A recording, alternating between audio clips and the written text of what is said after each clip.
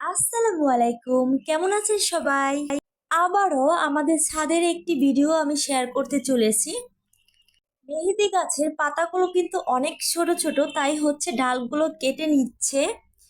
অনেক দিন যাবত মেহেদি গাছের ডাল না কাটায় এরকম হয়ে গেছে। আর এই দিকে আমার লেবু গাছটা একদম ঝাঁঝরা করে ফেলেছে এই বিছা বা ছ্যাঙ্গাটা। আর আমার গাছে কিন্তু এই তিনটা লেবুই হয়েছে, এই প্রথম ফার্স্ট। তো যাই হোক, এই বিছাটা কিন্তু গাছটা একদম পুরোই খেয়েই ফেলেছে। আর এই যে দেখুন, পাতাগুলো একদম হলদে হয়ে গেছে।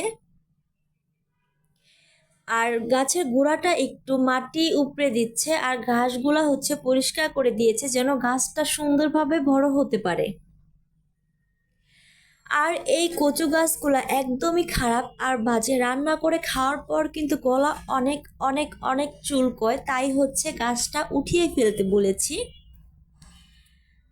আর এটা হচ্ছে জালি কুমড়া গাছ, আর এই গাছটার নিচে অনেক ঘাস হয়ে গিয়েছে, আর হচ্ছে গান্ধি পোকায় ভরে গিয়েছে। আর গান্ধি পোকার কারণে আমার গাছটা কিন্তু প্রায় মরে গিয়েছে।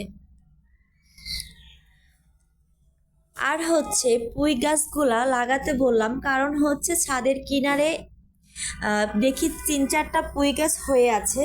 আমার ভাসুর হচ্ছে পুঁই গাছ মানে পুঁইয়ের বিচি রোদে দিয়েছিল, সেখান থেকেই হয়তো কিছু বীজ পড়ে গিয়েছিল, আর ওইখান থেকে গাছ হয়েছে। আর আমি কি করলাম, ওগুলো উঠিয়ে লাগালাম। আর এই যে দেখুন, মরিচ গাছে গান্ধি পোকাগুলো, আমার সারা গাছ একদম গান্ধি পোকায় ভরে গিয়েছে। কি বলবো আপনাদের, অনেকগুলো মেরেছি আর অনেকগুলো আছে। এখন আপনারা কোনো একটা টিপস আমাকে দেন, আমি যেন এই গান্ধি পোকা থেকে বাঁচতে পারি। আর সর্বশেষ হচ্ছে এই মরিচগুলো তুলেছি, কেমন হয়েছে আমার গাছের মরিচ, আর আমার ভিডিওগুলো কেমন লাগে আপনাদের কাছে অবশ্যই কমেন্ট করে জানাবেন। আর সবাই ভালো থাকবেন, আল্লাহ হাফেজ।